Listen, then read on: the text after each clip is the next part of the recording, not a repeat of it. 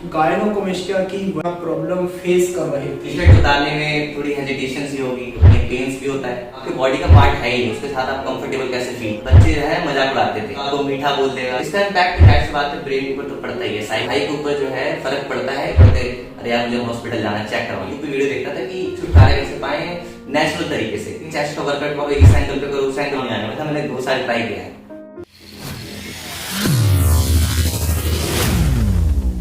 तो एक बार फिर फ्रेंड्स आप देख सकते हैं हमारे साथ पेशेंट है जो कि दिल्ली एनसीआर से ही है। तो इनसे भी कुछ क्वेश्चंस रहेंगे गायनोकोमेस्टिया से रिलेटेड। इनका ग्रेड 2A था, जो कि इनकी जो ट्रीटमेंट हुआ है वो वेजर से हुआ है। और इन्होंने वेजर क्यों कराया या वेजर का क्या मतलब, कितने अच्छे रिजल्ट आते हैं, वो सारी चीज़ें और जो भी इनके क्वेश्चन रहेंगे वो इस वीडियो में बात करते हैं। तो जैसा कि पिछली वीडियो में भी आपने ग्रेड 2A का देखा था, तो अगर आपको भी ग्रेड 2A से रिलेटेड कोई क्वेश्चन या क्वेरी है तो आप कमेंट जरूर कीजिएगा, हम आपकी पूरी हेल्प करेंगे। तो चलिए इसे शुरू कर लेते हैं अपने क्वेश्चन के साथ। तो इनका पहला क्वेश्चन रहेगा, गायनोकोमेस्टिया की वजह से क्या क्या प्रॉब्लम फेस कर रहे थे। तो जैसा कि सर ने बोला गायनोकोमेस्टिया से क्या क्या प्रॉब्लम आप फेस कर रहे थे। तो जब आपको गायनोकोमेस्टिया होता है इनिशियल फेज में तो उतना आपको फर्क नहीं पड़ता है, क्योंकि ये स्टार्ट होता है एट द एज ऑफ 14 से लेकर 15 साल की एज में। तो स्कूलिंग के टाइम ज़्यादा आपको फर्क पता नहीं चलेगा, लेकिन जैसे जैसे एज बढ़ती जाती है और अगर आपको गायनोकोमेस्टिया का साइज छोटा नहीं होता तो वो और बढ़ता चला जाएगा। और जैसे जैसे आप प्लेग्राउंड में खेलोगे, फिर आप स्विमिंग पूल में जाते हो, कूदते हो, वहाँ आप स्विमिंग करते हो, तो जाहिर सी बात है वहाँ कपड़े तो पहन नहीं सकते। तो आपको टी शर्ट उतारने में थोड़ी हेजिटेशन सी होगी, हिचकिचाओगे आप। उसके अलावा शोल्डर जो है आपके बिल्कुल राउंडेड से होंगे, कॉन्फिडेंट फील नहीं करोगे। ये सारे जो प्रॉब्लम्स है वो तो नॉर्मल प्रॉब्लम है जो कि आप फेस करोगे। बहुत सारी होती हैं, पेन्स भी होता है, इनिशियल फेज में काफी ज्यादा पेन होता है, तो ये सारी चीजें। तो आपको मतलब कि इसमें जो मेन एक प्रॉब्लम होती है कि भी मैं इस वजह से कराना चाहता हूँ क्योंकि मुझे ये वाली दिक्कत ज्यादा फेस हो रही है। तो लाइक जैसे आपने बोला कि पेन होता है, तो पेन की वजह से कराया या अपने लुक की वजह से कराया या टी शर्ट की वजह से कराया, तो वो क्या मतलब कि बड़ी बात थी आपके लिए कि उसके लिए ही मुझे कराना है। तो इसमें कोई सिंगल रीजन नहीं होता है कि लुक की वजह से कराना है या फिर सोसाइटी क्या कहेगी। इसमें आपको पर्सनल कॉन्फिडेंस के ऊपर बात होती है। अगर आपको इससे कोई इशू नहीं है तो कोई बात नहीं, कोई इशू नहीं। लेकिन आप अगर इस चीज पर स्टडी करोगे तो आने वाले कुछ फेजेस में, आने वाले टाइम पीरियड में कैंसर के भी केसेस आते हैं। आपको नहीं पता कि गायनोकोमेस्टिया है फिर नॉर्मल गार्ड है क्या, तो आपको एक चेकअप तो कराना पड़ेगा, तो नॉर्मल सी बात है। दूसरा आता है लुक, तो जाहिर सी बात है जो आपके बॉडी का पार्ट है ही, उसके साथ आप कंफर्टेबल कैसे फील करोगे। तो आप मतलब क्या क्या इसके बारे में सोचते थे, कोई ऐसी चीजें जैसे कि मैं लोगों से अलग हूँ या मतलब कि जो ऐसी चीजें रही है आपकी लाइफ में इस चीज को लेकर के, वो प्लीज शेयर करें। तो मैं गवर्नमेंट स्कूल में पढ़ता था, तो वहाँ 7th 8th 9th क्लास में 10th तक मैं बताता हूँ, बच्चे जो है मजाक उड़ाते थे, कुछ भी कहते थे अलग अलग। जैसे कि कोई ऐसी चीज जो कि सामने वाला कोई सुन रहा हो कि उनको भी कोई ऐसा कहते हो, एक आध चीज सिंपल वर्ड है उसके लिए। तो या तो आपको मीठा बोल देगा या फिर अलग अलग तरीकों से आपको जो है चिढ़ाने की कोशिश करेगा। तो मतलब सारे मतलब मेरे साथ तो उतना नहीं हो क्योंकि मैं क्लास का मॉनिटर था। जैसे आपको कोई बात की तो उससे आपको कितना मतलब कि ऐसा लगा कि यार मतलब कि जैसे डीप में चले जाते हैं कि यार ये बंदे ऐसे बोलते हैं, इस तरीके से कोई बात। हाँ, तो इसका इम्पैक्ट जाहिर सी बात है ब्रेन के ऊपर तो पड़ता ही है। साइकोलॉजिकली आपका जो है फोकस किसी एक चीज पर बन नहीं पाएगा, क्योंकि आपकी हेल्थ अगर सही नहीं होगी, आप हेल्थी नहीं रहोगे तो फिर दिक्कत वाली तो बात है। तो इससे छुटकारा पाने भी बहुत जरूरी है। ऐसा नहीं कि छोटा हो या बड़ा हो, आपको उससे छुटकारा पाना जरूरी है। तो ऐसी चीजों में कितना लाइफ पर इफेक्ट पड़ता, मतलब बंदा क्या अपने आप को सोचने लगता है अगर ऐसी कोई चीजें आपके सामने होने लगे, कोई आपको चिढ़ाता है या आप लोगों के सामने टी शर्ट नहीं पहन सकते, तो आप जैसे ग्रेड 2 की बात कर रहे हैं, तो आपको क्या फील हुआ उस टाइम पर लोगों ने जब ऐसी कमेंट करी या आपको ऐसा फील हुआ, तो आप अपनी रियल लाइफ में अपने आप को क्या सोच रहे थे। तो सोसाइटी की बात करें तो सोसाइटी के केसेस में तो देखने को मिलता ही है कि आप खुद अनकंफर्टेबल सा फील करोगे। अगर आप टी शर्ट पहनते हो, शर्ट पहनते हो तो आप पॉइंटेड आउट सा फील होगा। उसके अलावा अगर मेन बात करें तो मेजर रीजन क्या था सर्जरी के पीछे, आपने क्यों करवाया। तो पहला तो लुक के कारण भी था, क्योंकि जिम में आप जाते थे तो चेस्ट का वर्कआउट होता है। चेस्ट का वर्कआउट आप करोगे क्या, कितना करोगे, मतलब चेस्ट का वर्कआउट करोगे तो मतलब चेस्ट तो बाहर फेंकेगी ना अल्टीमेटली। तो ये सारी चीजें। अच्छा, ऐसे कोई बात नहीं हुई कि आपकी पढ़ाई पर कोई इफेक्ट पड़ा हो या अपनी पर्सनल लाइफ पर कुछ इफेक्ट पड़ा हो, ऐसी बातों को लेकर के ऐसा कुछ नहीं था आपके साथ? या पढ़ाई नहीं, पढ़ाई पे पड़ता है, पढ़ाई के ऊपर जो है फर्क पड़ता है, क्योंकि आपको फोकस कहीं ना कहीं जो वहां से डाइवर्ट होता है, जी, चीजें जो है वहां से जो है हट के इधर आ जाती है। पढ़ते पढ़ते अरे यार मुझे हॉस्पिटल जाना है, चेक करवाना है। वैसे मैंने तो बहुत चक्कर काटे हैं सरकारी अस्पताल के, 2017 से ही काट रहा हूँ जी। तो और इनका कहना क्या यही है कि जब ये चीज होती है और ऐसी कमेंट आती है तो आपका जो फोकस होता है लाइक पढ़ाई पे या आप कोई भी बिजनेस करते हैं तो उसका इफेक्ट आपकी पर्सनल लाइफ पे भी पड़ता है। बिल्कुल पड़ेगा। अच्छा, और आपका दूसरा सवाल जो है, गायनोकोमेस्टिया को ठीक करने के लिए आपने क्या क्या चीजें ट्राई की, लाइक जैसे जिम, कहते हैं कि जिम से चला जाता है, या आपने मेडिसिन वगैरह यूज की हो, आयुर्वेदिक यूज की हो, तो आपने जो अपने लिए यूज की वो? तो इसका मैं बताना चाहूंगा 2018 के आसपास मैं यूट्यूब पे वीडियो देखता था कि गायनोकोमेस्टिया से छुटकारा कैसे पाए नेचुरल तरीके से। तो बहुत सारे जिम ट्रेनर होते हैं यूट्यूब पे जो ज्ञान पेलते हैं, वो आपको कहेंगे चेस्ट का वर्कआउट करो, इस एंगल पे करो, उस एंगल पे करो, कुछ काम नहीं आने वाला। मैंने 2 साल ट्राई किया है और इसका कोई साइंटिफिक बेस है ही नहीं कि वो आपको ठीक कर देगा। जो फैट होते हैं साइड साइड में वो थोड़ा कम हो जाते हैं, लेकिन जो ग्लैंड होता है उसको तो रिमूव करवाना ही पड़ता है। कोई चांस नहीं है कि आप जिम से ठीक कर लो या दवाइयों से ठीक कर लो, कोई चांस नहीं। तो आपने केवल 2 साल जिम ही यूज किया, मेडिसिन वगैरह या और कोई चीज यूज नहीं की? एक्चुअली मेडिसिन चलाते हैं, हार्मोनल इम्बैलेंस होता है तो उसकी दवाइयाँ चलती है, बट अगर एक बार लंब बन गया, वो ग्लैंड बन गया, तो बहुत मुश्किल है कि वो खुल के छोटा हो जाए। बहुत सारी चीजें मैंने ट्राई करी थी। जैसा कि फ्रेंड आपने पिछली वीडियो में भी हमारे पेशेंट से सुना था कि ग्लैंड जो है नहीं टूटता, चाहे आप जिम कर लो चाहे आप मेडिसिन ले लो। तो वही क्वेश्चन का रिप्लाई इन्होंने भी दिया है कि इन्होंने 2 साल जिम किया, उसके बाद भी उनका फैट तो साइड से चला गया लेकिन ग्लैंड जो है वो नहीं टूटा। कितने दिन तक यूज किया जिम, मेडिसिन वगैरह, कोई फायदा नहीं हुआ? तो वो तो आपका ही गया कि 2 साल आपने किया।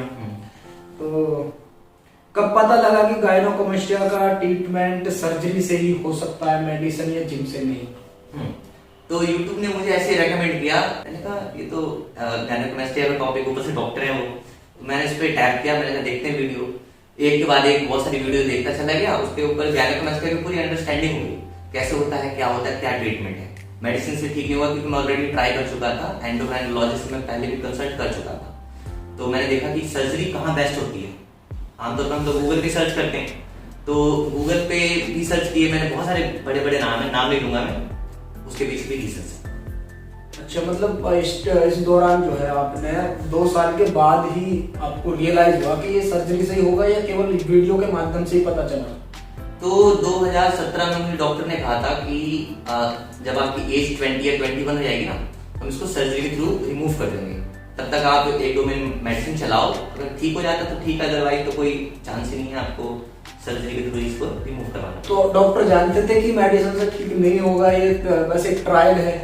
वो जानते थे कि ठीक नहीं होगा, लेकिन उनको पैसा बनाना है, पैसा पहले बनाएंगे फिर आपको काटेंगे। तो फ्रेंड आप समझ सकते हैं, अगर आपको ये प्रॉब्लम है और आप ये सोच रहे हैं कि मेडिसिन से ठीक हो जाएगा, तो जैसा इन्होंने बताया कि डॉक्टर कह रहे हैं कि आफ्टर ये आपको जो है सर्जरी के माध्यम से निकलवाना पड़ेगा। तो मेडिसिन पे पैसे वेस्ट करना मैं समझता हूँ कि ठीक नहीं।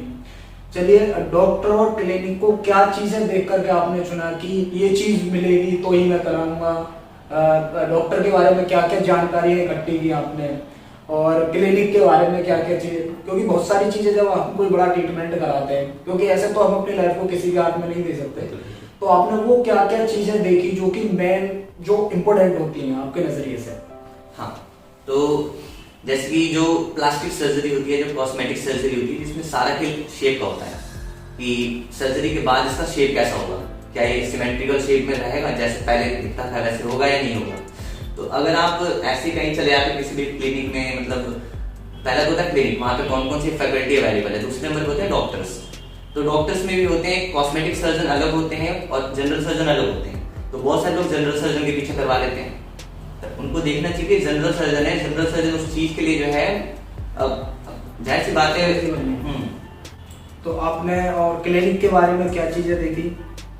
हाँ, क्लिनिक के बारे में बताना चाहूंगा। एक ट्रस्ट होता है, तो ट्रस्ट जो बिल्डअप हुआ है, मैंने यूट्यूब पे बहुत सारी वीडियोस देखी कि सर्जरी की वीडियोस भी आती थी चैनल पे पहले बहुत सारी। तो पहले तो मुझे पता नहीं था वेजर टेक्निक क्या होता है, मैंने वीडियोस देखी तो एक कॉन्फिडेंस हुआ कि नहीं मुझे यहाँ से करवाना चाहिए। मैं आया, फॉलोअप के लिए आया, उसके बाद आगे की प्रोसीजर मैंने करवाई।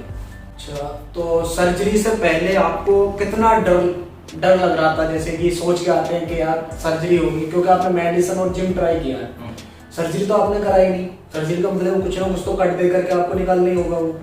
तो आपको उससे पहले कितना डर था कि भाई कैसे होगा, क्या होगा, उसके बारे में थोड़ा बताएं। तो उसके बाद जब आपने सर्जरी करा ली तो आपको क्या लगा, इतना ही था या उससे कम था? तो सर्जरी के पहले ऐसा कोई डर तो नहीं था, मैं खुश था कि भाई चलो छुटकारा भी नहीं वाला अब तो जब सर्जरी के दौरान मैं आया तो सर्जरी के दौरान तो कुछ पता नहीं चला, मैं खुश ही था। लेकिन जब आप सर्जरी के बाद उठोगे तो थोड़ी बहुत जो जनरल एनेस्थीसिया का असर होता है ना, वो तो नॉर्मल सी चीज है। लेकिन एक दिन बाद आप रिजल्ट देखोगे, आप शॉक हो जाओगे, वाह ये क्या है।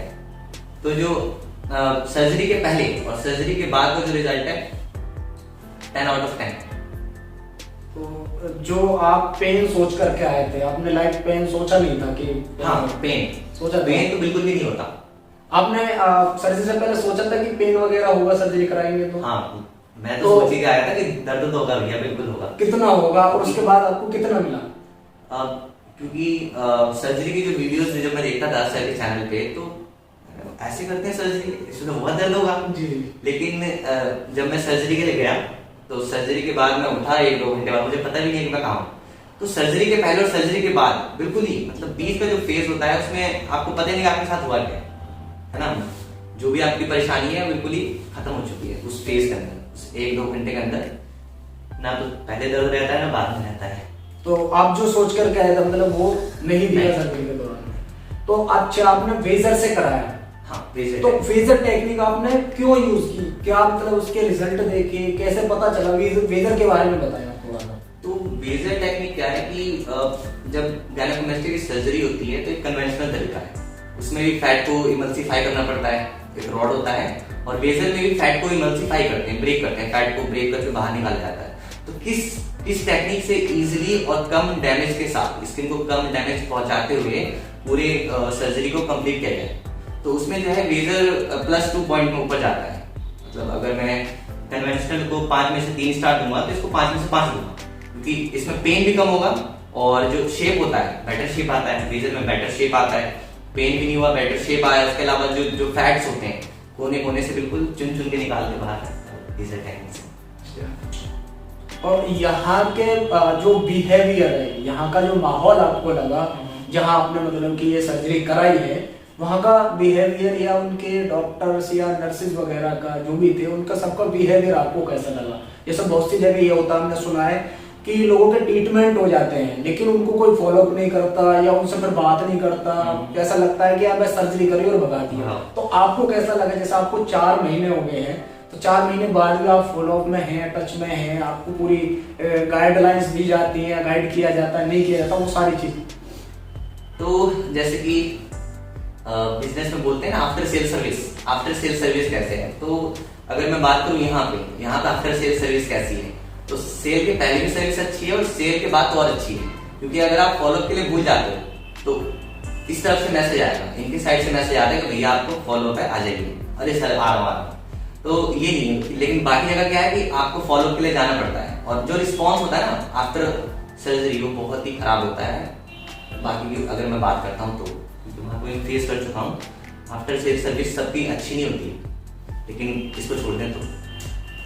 चलिए लास्ट सवाल आप तो ये, जो लोग यहाँ पर देख रहे हैं उनको आप क्या मैसेज देना चाहोगे अपने तरफ से? तो जो व्यूअर्स हैं उनको मैं ये कहना चाहूंगा कि जो भी गायनेकोमेस्टिया से फेस कर रहा है अपनी चीजों को, तो सिंपली आप गूगल पे जाके ये मत सर्च करो कि भैया कहाँ पे सबसे कम दाम में हो जाएगा, सस्ते में तो हो जाएगा शेप का। फुटबॉल जैसा वो आकार बना के बाहर फेंक देते हैं। स्कार्स का क्या करोगे? स्कार्स रह जाते हैं सर, स्कार्फ नहीं आते आसानी से, स्कार्फ इतने छोटे छोटे कर देते हैं वो लोग, मतलब क्या बताऊं। फिर आप टी-शर्ट कैसे उतारोगे? सर्जरी के पहले भी उतार पाए थे, सर्जरी के बाद भी उतार पाओगे। तो बेटर है कि आप सही जगह जाओ और सर्जरी के पहले सर्जरी के बाद सारी चीजें इसमें इंक्लूडिंग होती है। अच्छा, जो लोग मेडिसिन और जिम पर टाइम वेस्ट कर रहे हैं, मेरे हिसाब से आप उनको क्या मैसेज देना चाहोगे? उन्हें ये चीज कंटिन्यू रखनी चाहिए या उन्हें? मैं तो कहूंगा कि पहले सर्जरी करा लो, फिर दबा के जिम मारो, बॉडी बनाओ, क्या दिक्कत है। सर्जरी उस गायनेकोमेस्टिया को हटाने के लिए वो पुशअप एंगल पे इस एंगल पे मारने से कुछ नहीं होने वाला। सबने ट्राई कर रखे हैं और ये साइंटिफिक है। तो बेटर है कि आप पहले सर्जरी करवाओ, उससे छुटकारा पाओ एंड देन जिम जाओ। कम से कम पैसे तो बचेंगे जिम के। उन लोगों को क्या कहना चाहोगे कि जो इसके लिए रुके हुए हैं, रुकने से क्या ये कम हो जाएगा या और ज्यादा बढ़ के फिर और ज्यादा कॉस्ट लगने वाली है इस चीज पे? तो उन लोगों को मैसेज तो जो भी पेशेंट गायनेकोमेस्टिया से पीड़ित हैं और जो सोच रहे हैं कि चलो वेट करते हैं, 6 महीने वेट करते हैं, 1 साल वेट करते हैं, कुछ तो कम होगा, जिम जाते हैं, कम होगा लेकिन फैट कम होगा, ग्लैंड बढ़ता चला जाएगा और जो पेन है समय के साथ पेन भी कम होता जाएगा। जाहिर सी बात है, ग्लैंड का साइज बड़ा हुआ तो पेन उतना आपको फील होगा। तो अल्टीमेटली इसका नेगेटिव पॉइंट ये, अगर आप वेट करोगे तो आपका ग्रेड बढ़ जाएगा, फिर और ज्यादा कॉस्ट लगेगी। ग्रेड बढ़ेगा तो कॉस्ट बढ़ेगी, प्लस का होती है ना, मतलब साइज बड़ा हो गया तो ट्रीटमेंट बड़ा हो जाएगा फिर। तो इनको यही है कि जितना जल्द से जल्द आप करा लेंगे उतना ही आपके लिए बेटर रहेगा, प्राइस में भी और आपके रिजल्ट में भी, और आप इतनी ही जल्दी अपनी इस प्रॉब्लम से अपने आप को छुटकारा दिला सकते हो। तो ये थे हमारे पेशेंट दिल्ली एनसीआर से, जिनका टेस्टिमोनियल आपने सुना। 4 मंथ के बाद आपका रिजल्ट, अब लास्ट आपका क्वेश्चन ये रह जाता है क्योंकि ये रहती है कि पेशेंट जो चाह रहा था वो उसे मिला या नहीं मिला। तो आपने जो सोचा था इसको कराने के लिए कि मैं इस पर्पज से करा रहा हूँ, आपको 4 मंथ हो चुके हैं, आपको बोला भी होगा कि अभी आपका हो सकता है टाइम हुआ हो, क्योंकि प्रॉपर जो बिल्कुल फाइनल रिजल्ट होता है वो लाइक 6 महीने का टाइम देते हैं, लेकिन आपको 4 महीने हुए हैं। तो जो आपने सोचा था, जो आपको चाहिए था, वो यहाँ से मिला या नहीं मिला? तो सर्जरी के बाद क्या होता है कि बहुत सारे दिमाग में क्वेश्चंस घूमते हैं कि रिकवरी में कितना टाइम लगेगा। तो देखोगे आप 2 से 3 महीने के अंदर जो है चेस्ट का जो पूरा एरिया होता है वहां से पेन बिल्कुल ही खत्म हो जाता है। छोटे मोटे जो स्कार्स होते हैं या फिर जो पफिनेस होती है, कड़ापन होता है किसी पर्टिकुलर, उसके अलावा मसाज वगैरह भी बताते हैं सर करने के लिए। तो अगर ये आफ्टर सर्जरी के जो इंस्ट्रक्शंस होते हैं अगर आप उसको फॉलो करोगे तो बेटर रिजल्ट मिलना तो गारंटी है। अच्छा, सर्जरी के ये कहते हैं कि सर्जरी के बाद बहुत पेन होता है, नॉर्मल वर्क नहीं कर सकते, बहुत बेड रेस्ट लेना होता है। तो आपने कितना बेड रेस्ट लिया? क्योंकि नॉर्मली 2 दिन में बैंडेज रिमूव के बाद सारे काम स्टार्ट कर देते हैं, लेकिन जो हैवी है उसके लिए 10 दिन या 1 महीने के लिए बोलते हैं आराम। तो आपने अपनी सारी एक्टिविटीज के बारे में थोड़ा सा शेयर करें। तो सर्जरी के बाद 1 हफ्ते तक आपको हैवी वेट नहीं उठाना चाहिए, मतलब हैवी वेट बिल्कुल ही अवॉइड करना चाहिए, क्योंकि इसमें शोल्डर का मूवमेंट होता है। तो स्टिचेज जो है खुलने की चांसेस होती हैं, वो डिपेंड करता है पर्सन टू पर्सन। तो 1 हफ्ते तक तो बिल्कुल ही लिफ्टिंग नहीं करनी है आपको बिल्कुल ही। और जिम की अगर बात करें, एक्सरसाइज का आप कंटिन्यू कर सकते हो। तो बेटर है कि आप 15 दिन मिनिमम वेट करो। उसके बाद एक बार जब आपका फर्स्ट फॉलोअप होगा तो जो भी आपकी कंडीशन होगी उसी के अकॉर्डिंग आपको डॉक्टर आगे सजेस्ट करेंगे। तो आपका मतलब आफ्टर सर्जरी ऐसा नहीं था कि आपने ज्यादा रेस्ट लिया या नहीं, ऐसा कुछ नहीं है। तो ये जो चीज लोग बोलते हैं मतलब कि नहीं है, मतलब कि वो चीज क्या होता है कि थोड़ा बहुत सर्जरी के बाद जो है ना, जनरल एनेस्थीसिया या फिर नॉर्मल एनेस्थीसिया का जो है ना असर दिमाग पे रह जाता है। तो थोड़ा आपका मूड स्विंग्स रहेगा, मूड ऑफ रहेगा, लेकिन उसका इम्पैक्ट काम के ऊपर नहीं पड़ने वाला बिल्कुल। आपको जो भी काम करना है बैठ के कर सकते हो, कोई प्रॉब्लम वाली बात नहीं है। बेड रेस्ट क्या है, मैक्सिमम 1 दिन, यानी कि हम ये कह सकते हैं 2 दिन में छुटकारा आप बिल्कुल पा सकते हो और नॉर्मल एक्टिविटीज कर सकते हो। मैं तो कहूँगा 1 दिन बहुत है। चलिए देखिए हमारे तो ये था हमारा टेस्टिमोनियल इन पेशेंट के साथ जो कि एनसीआर से, और इन्होंने अपनी सारी चीजें आप लोगों के बीच में शेयर की। अगर इनकी स्टोरी जैसी ही आपकी स्टोरी है तो प्लीज आप कमेंट सेक्शन में जरूर लिखिए। हम अपनी तरफ से पूरी जो आपकी हेल्प करेंगे और एक बेटर ट्रीटमेंट आपको दिलाएंगे। तो वीडियो पसंद आए तो लाइक शेयर जरूर कीजिएगा अपने फ्रेंड सर्कल में, अपने फैमिली वालों में अगर किसी को है तो उनकी इस प्रॉब्लम से जल्द छुटकारे के लिए वीडियो को शेयर करते हो, लाइक सब्सक्राइब जरूर कर लीजिएगा चैनल को। और वीडियोस के लिए मिलेंगे एक और नए टेस्टिमोनियल में पेशेंट की नई कहानी, नई स्टोरी के साथ। तब तक के लिए थैंक यू फ्रेंड।